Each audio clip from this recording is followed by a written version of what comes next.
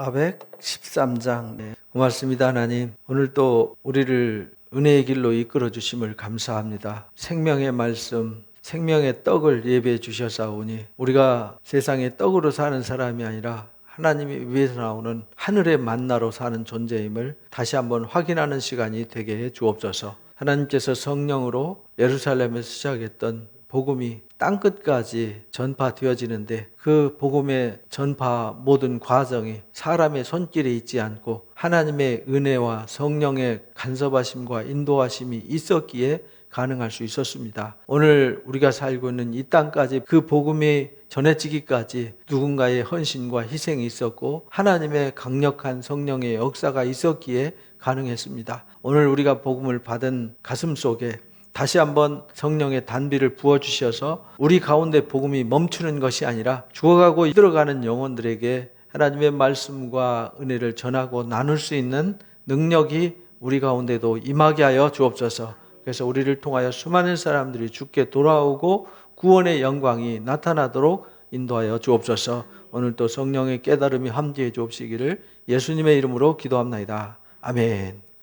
사도 바울이 3차 선교 여행을 하고 있는데 그 3차 선교 여행을 통해서 하나님께서 어떻게 일하시는지 우리가 이제 그걸 지금 공부하고 있습니다. 성경 지도를 통해서 배웠듯이 하나님께서 사도 바울을 통해서 1차, 2차, 3차 선교 여행을 통해서 땅끝까지 복음이 전해지는데 지금 우리가 20장까지 공부한 것이 3차 선교 여행 마무리입니다. 그래서 에베소 교회에서 3년 동안 사역했던 얘기가 20장 얘기고 에베소 교회 떠나서 마게도냐로 건너가서 고린도까지 헬라 지역까지 돌아서 다시 유턴해가지고 돌아오는 얘기가 이제 20장 이야기였어요. 돌아오면서 밀레도에서 에베소 안 가고 에베소 장로들 불러가지고 고별 설교하는 얘기까지 우리가 나눴어요. 그 얘기가 여기 지도를 보면은 여기죠. 에베소에서 시작해가지고 여기서 3년 동안 사역을 하세요. 이게 19장 얘기예요. 그리고는 여기서 떠나면서 여기서 에베소 교회에서 쓴 편지가 고린도 전서예요. 고린도 교회 소식을 듣고 고린도 교회에 편지를 써요. 그러면서 디모데를 파송을 하죠. 그것이 에베소 교회에 쓴 일이고요. 여기서 보냈던 디도가 돌아오기를 기다리고 있었어요. 고린도 교회에서 좋은 소식이 오기를 기다리고 있는데 옛날에는 배가 언제 뜰지 언제 올지 예약이 안 돼 있었어요. 상황이 수시로 변하니까 요즘처럼 몇 시에 출발하면 몇 시에 비행기입니다. 그러면은 가서 기다려서 이렇게 맞이하고 이랬는데 그래서 바울이 기다리는데 무슨 전화도 안 되죠. 무슨 어디 뭐 연락할 길도 없잖아요. 그냥 기다리다가 안 돼서 마게도니아 지역으로 가게 됩니다.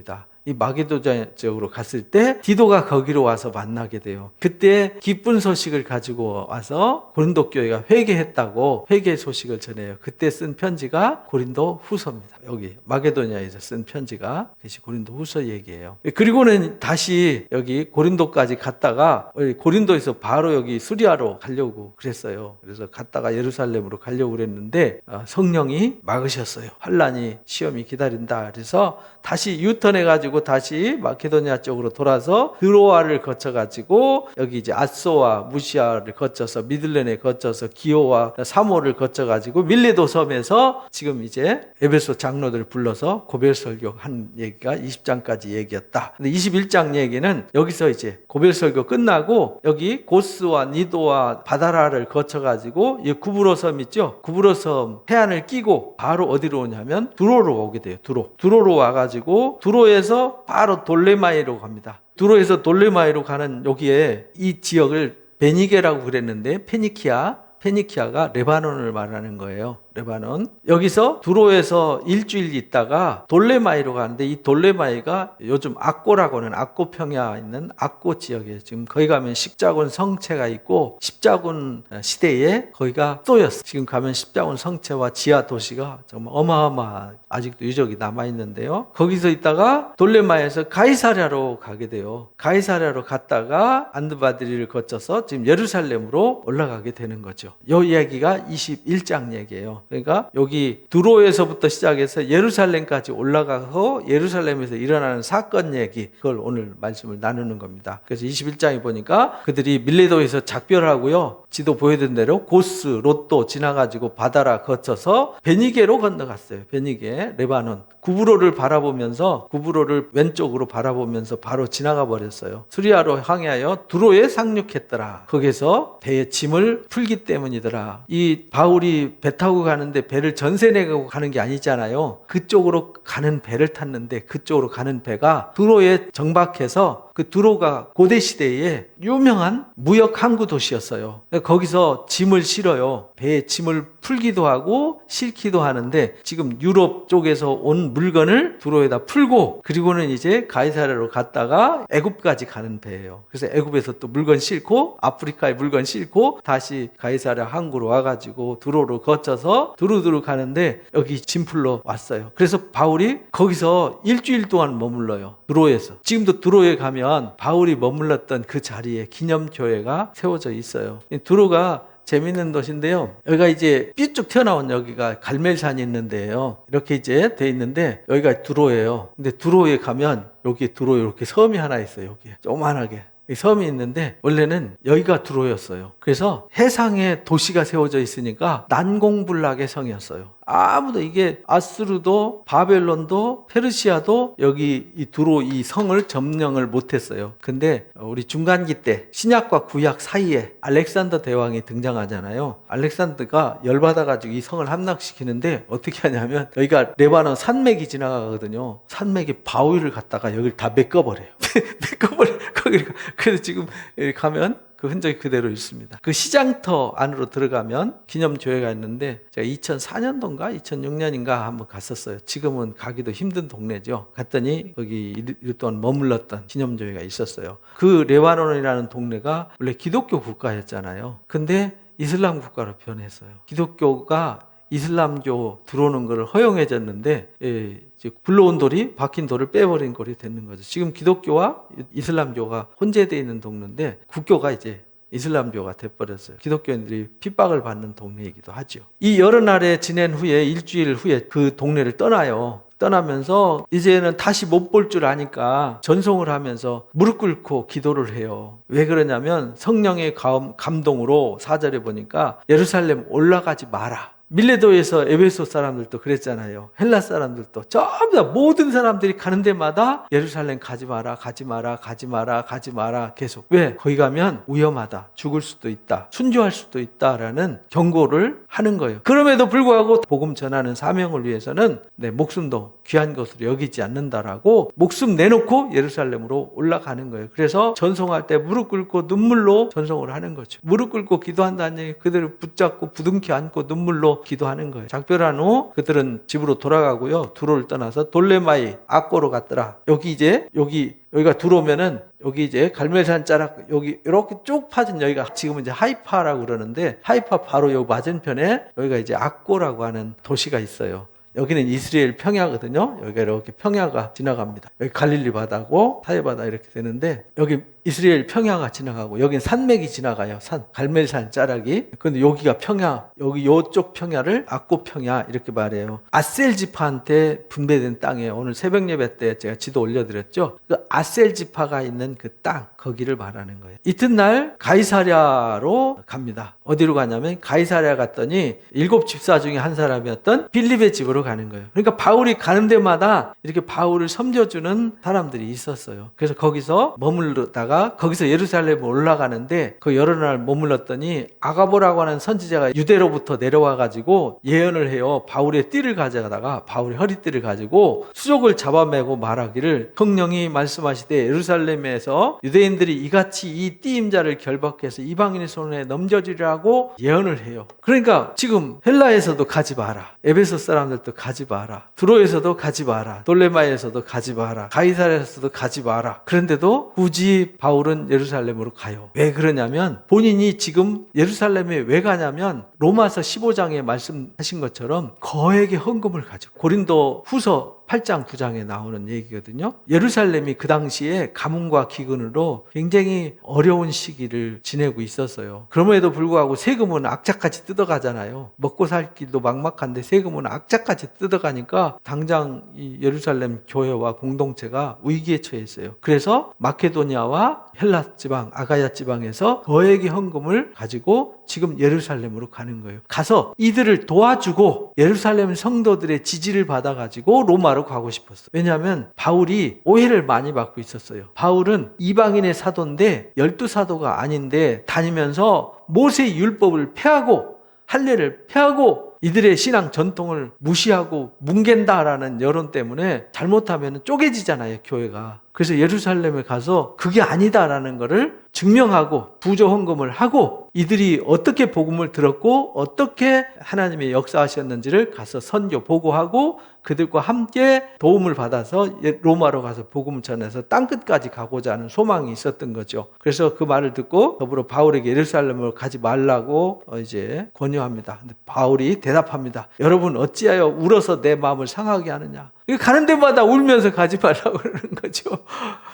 여러분들 입장을 바꿔놓고 생각해보세요. 여러분들이 어디 가는데 가는 데마다 울면서 거기 가면 죽을 수도 있습니다. 거기 가면 위험합니다. 가지 마십시오. 가지 마십시오. 가지 마십시오. 가는 데마다. 그러니까 바울이 마음이 얼마나 힘들겠어요. 그죠? 그럼에도 바울은 소망이 어디냐? 땅끝까지. 왜? 주님이 내가 로마에서도 복음을 전하여야 하리라. 내가 땅끝까지 복음을 전하여야 하리라는 비전을 주셨는데 예루살렘 가서 죽게 놔두시겠냐 이 말이죠. 죽더라도 예루살렘 가서 죽고 죽으면 죽으리라는 믿음으로 가는 거예요. 그랬더니 하나님이 거기서도 복음을 전하게 하시고 가이사랴 항구에서 총독과 왕한테 복음을 전하게 하고 로마에 가는 과정 중에 제수들한테도 복음을 전하게 하시고 로마에 가서도 복음을 전하게 하시고 이렇게 하셨어요. 바울은 오직 복음을 전해야겠다는 이 일념 외에는 아무 생각이 없었어요. 그랬더니 하나님이 그 길을 열어주신 거죠. 나는 주 예수의 이름을 위해서 결박당할 뿐 아니라 예루살렘에 죽을 것도 각오했다. 결박뿐만 아니라 죽을 각오도 돼 있다. 죽을 각오로 일하니까 하나님이 길을 열어주신 거예요. 그 권한을 받지 아니하므로 우리가 주의 뜻대로 이루어지다 하고 더 이상 권하지 않았어요. 여러 날 후에 여장을 꾸려 예루살렘으로 올라갔더라. 가이사랴에서 제자 몇 명과 함께 올라갔어요. 그 중에 나손과 함께 갔는데 나손이 예루살렘에 바울을 섬길 수 있는 집이 있었어요. 그래서 여기 가이사랴에서는 빌립의 집에서 섬겼고 이 나손이 예루살렘에 가서 그들을 섬기게 됩니다. 그 집에 머물려 함이더라. 예루살렘에 이르니 기꺼이 제자들이 형제들이 영접하더라. 기꺼이 영접했다는 말은 환영했다는 뜻이죠. 바울이 이튿날 야고보에게 들어가니 여기 야고보가 사도행전 15장에서 나오는 그 야고보, 예수님의 친동생 야고보를 말합니다. 그 당시에 예루살렘에 수장 역할을 한 거죠. 장로들도 다 거기 있더라. 바울이 무난하고 하나님이 자기의 사역으로 말미암아 이방 세계에 어떻게 복음이 전해졌는지 선교 보고를 하게 돼요. 거기 예루살렘의 사도들 공동체에 그들이 듣고 하나님께 영광을 돌렸더라. 바울들이 이르되 형제여 그대도 보는 바 유대인 중에 믿는 자 수만 명이 있다. 유대 땅에 예수 믿는 사람 수만 명이 늘어났어요. 왜? 처음 오순절 때 3,000명씩 5,000명씩 막 복음을 들었잖아요. 근데 이 사람들이 또 나가서 복음을 전하다 보니까 수많은 사람들이 돌아온 거예요. 또 빌립이 유대와 사마리아 지역 다니면서 복음 전했고 베드로도 요빠 가서 복음을 전하고 이랬잖아요. 그러니까 그렇게 해서 수많은 사람들이 복음을 믿었어요. 다 율법에 그런데 열성이 있는 자들아. 근데 예수를 믿기는 믿는데 뭐에 열성이 있죠? 율법. 그 당시에까지 아직까지도 지금처럼 율법, 유대인들의 율법은 지키지 않아도 된다 이런 규정이 없었어요. 왜? 아직도 예루살렘 뭐가 있었죠? 성전이 허물어지지 않고 성전이 있었어요. 그래서 사도행전 3장에 제자들이 성전을 하루에 3번씩 다니면서 기도했잖아요. 하루에 3번씩. 그러다 성전 미문이 동쪽에 있는 동문을 말하는 거거든요. 황금문이 있는데 거기 이제 미문에 나면서부터 안전뱅이였던 사람이 장애인이 구걸을 할 때 베드로가 줄 게 없으니까 내가 너희한테 줄 거 없는데 나살 예수의 이름으로 명하노니 일어나 걸으라 해서 걷고 뛰었던 사건이 있었잖아요. 그래서 그때 당시만 해도 사도들도 예루살렘에 정결 예식을 하러 다녔어요. 제사를 드렸어요. 그리고 거기 가서 기도도 했어요. 그러니까 유대교와 기독교가 분리된 게 아니라 아직 성전이 있었기 때문에 혼재돼 있었던 거죠. 근데 70년에 성전이 없어지면서, 이제 성전이 없어지면 뭐가 없어지죠? 제사가 없어지잖아요. 그러니까 제사장도 없어지죠. 레위인도 없어지죠. 그럼 누구만 남느냐? 성전 대신 주님만 남는 거예요. 그래서 성전이 없어진다는 얘기는 이 성전이 아니라 진짜 성전이신 예수님이 성전이 되시고 우리가 성전이 되는 거죠. 이렇게 변화가 되지만 그들은 아직까지는 그게 뭔지 모르는 거죠. 그래서 율법의 열성을 가진 사람들이에요. 근데 이방인들이, 내가 이방에 있는 모든 유대인을 가르치되, 지금 바울이 소문이 지중해변에 막 엄청나게 선교 활동을 하면서 수많은 사람들이 주께 돌아오는데, 주로 선교를 어디서 했냐면 대도시에서 선교를 했단 말이에요. 근데 대도시에 선교할 때 어디에서 전도하죠? 회당에서 전도하죠. 그 회당은 누가 있죠? 유대인들한테 선교를 했단 말이에요. 근데 회당에서 쫓겨났잖아요. 복음을 전한다고. 왜냐하면 율법을 전하는 게 아니라 십자가의 복음을 전하니까, 이제 그들이 십자가에 못 박은 예수를 전하니까 회당에서 쫓겨나고 그런데 그 소문이 예루살렘에 전해진 거죠. 왜? 많은 세월 동안에 유대인들과 기독교인들의 갈등 문제가 많았는데, 그게 로마에서부터 예루살렘으로 수시로 사람들이 여행 다니면서 그 정보가 다 예루살렘으로 모여들었어요. 근데 이 소문이, 내가 이방인에 있는 모든 유대인을 가르칠 때 모세를 배반하고 아들들에게 할례를 행하지 말게 한다. 당시에는 할례를 하지 않는다는 것은 이해를 못하는 거였거든요. 근데 1차 선교 갔다 와가지고 예루살렘 공동체에서 결의하기를 할례는 안 해도 돼. 그러나 목매어 죽인 거, 음행, 우상 금지, 그 다음에 피 먹는 거, 이거는 금하자. 이거